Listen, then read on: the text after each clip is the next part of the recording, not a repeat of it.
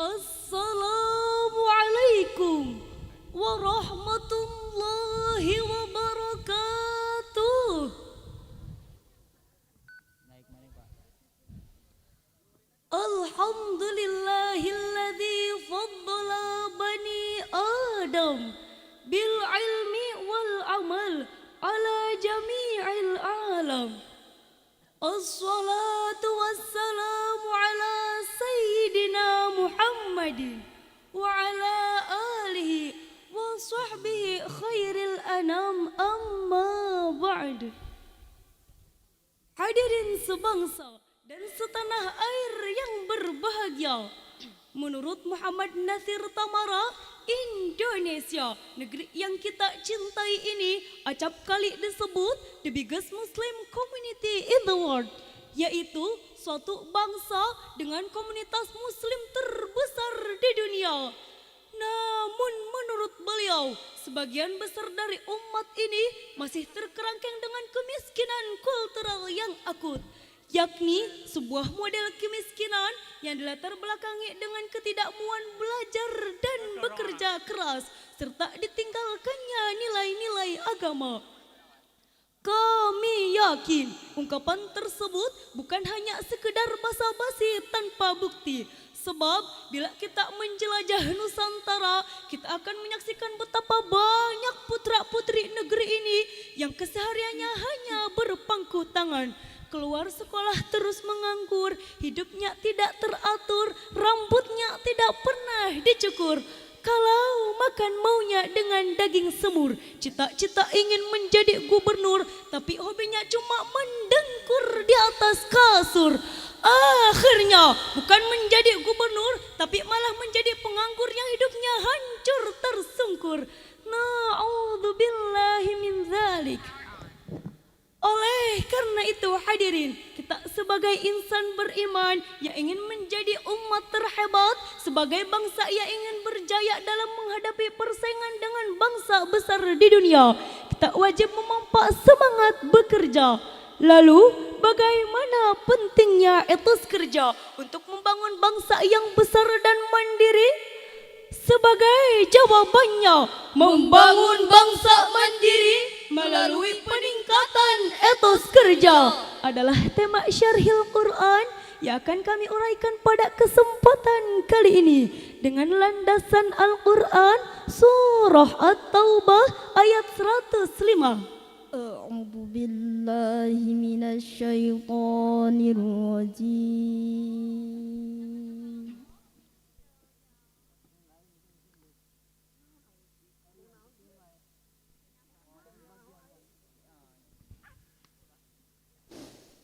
Bismillahirrahmanirrahim.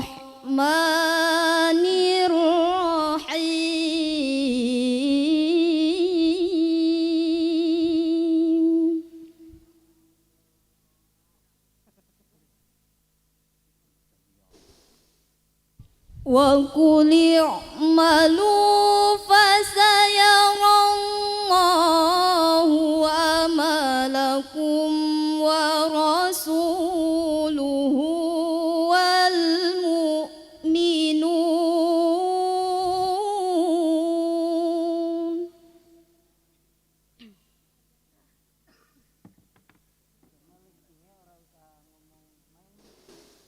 Wa saturadduna ila alimil ghaibi wasyahadah.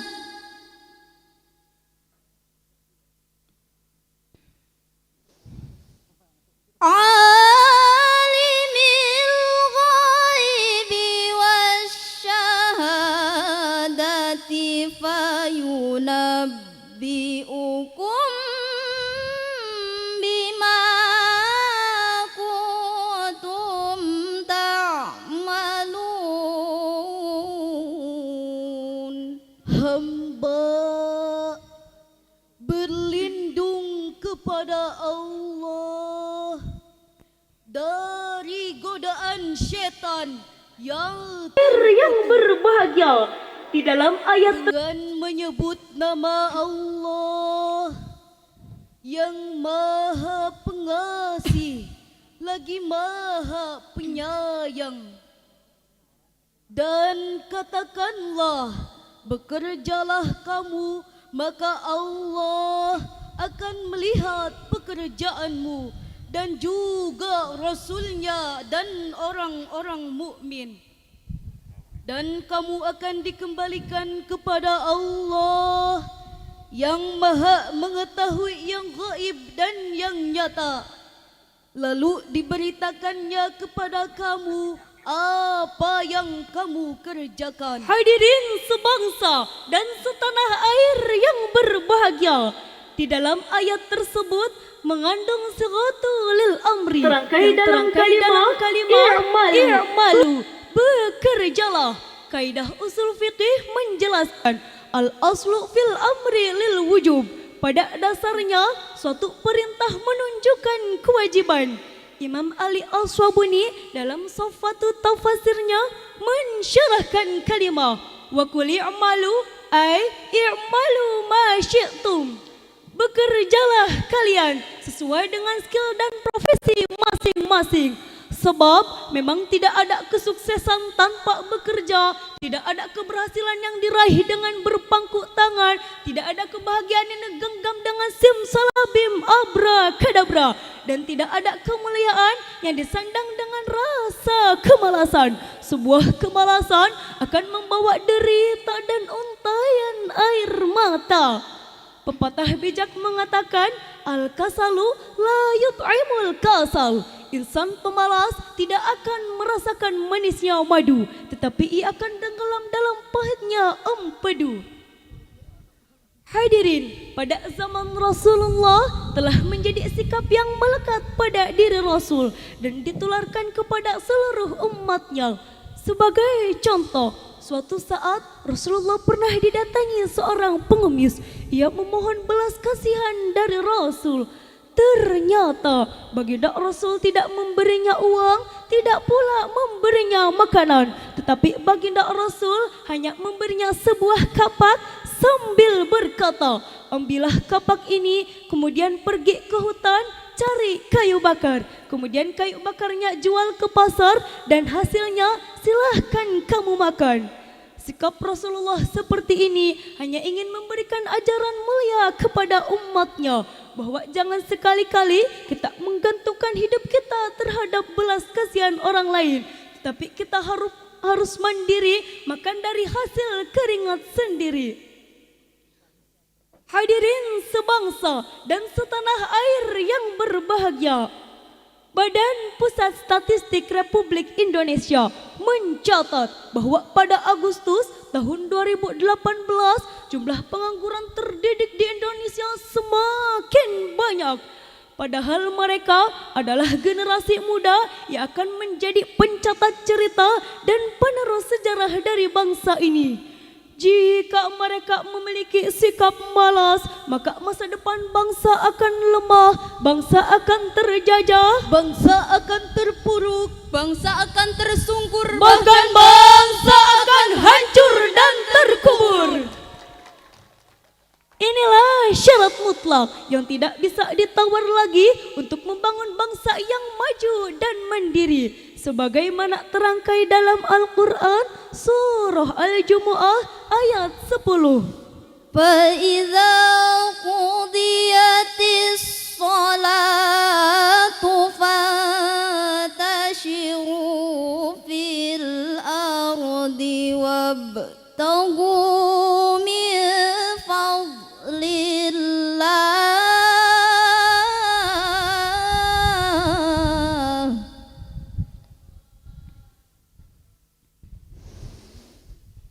وَابْتَغُوا مِنْ فَضْلِ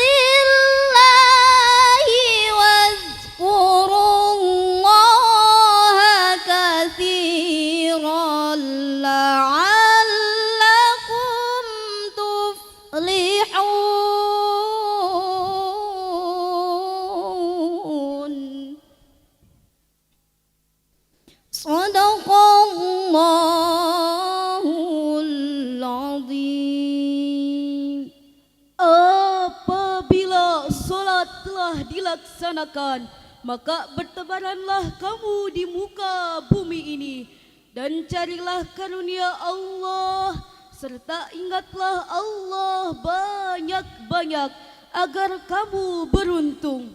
Maha benar Allah yang Maha Agung. Hadirin rahimakumullah, di dalam ayat tersebut merupakan konsep keseimbangan antara ibadah ritual dengan ibadah sosial, sebagaimana terangkai dalam kalimah fa idza qudiyatis sholatu fantashiru fil ardh.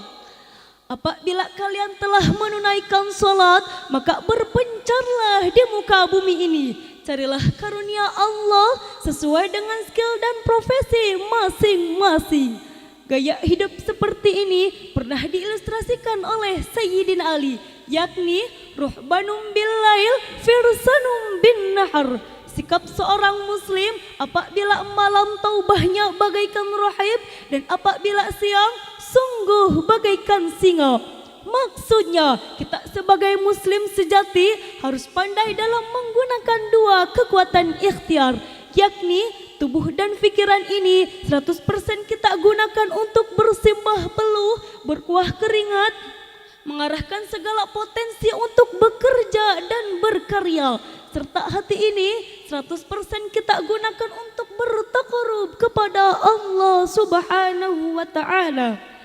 Timbul pertanyaan, apa yang harus kita lakukan untuk membangun bangsa yang maju dan mandiri? Ada 4 motivasi kerja sebagai solusi yang harus kita kerjakan, yakni kerja keras, kerja cerdas, kerja ikhlas, dan kerja tuntas. Sebab bekerja merupakan amal soleh, dan amal soleh akan berpahala jika dikerjakan dengan ikhlas, sebagaimana didendangkan oleh Bang Haji Roma Irama dalam syairnya. Berakit-rakit ke hulu, berenang ke tepian, sakit-sakit dahulu, susah-susah dahulu, baru kemudian bersenang-senang. Berjuang, berjuang sekuat tenaga, tetapi jangan lupa perjuangan harus juga disertai doa.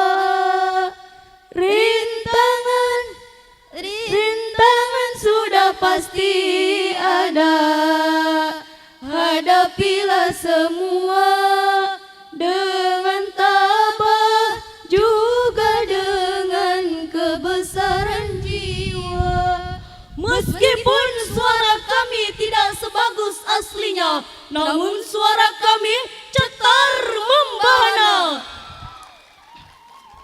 Hadirin sebangsa dan setanah air yang berbahagia, dengan berakhirnya syarahan kami tadi dapat diambil sebuah kesimpulan bahwa dalam membangun bangsa yang maju dan mandiri, kita harus memiliki semangat kerja yang tinggi serta mengembangkan 4 motivasi kerja, yakni kerja keras, kerja cerdas, kerja ikhlas, dan kerja tuntas.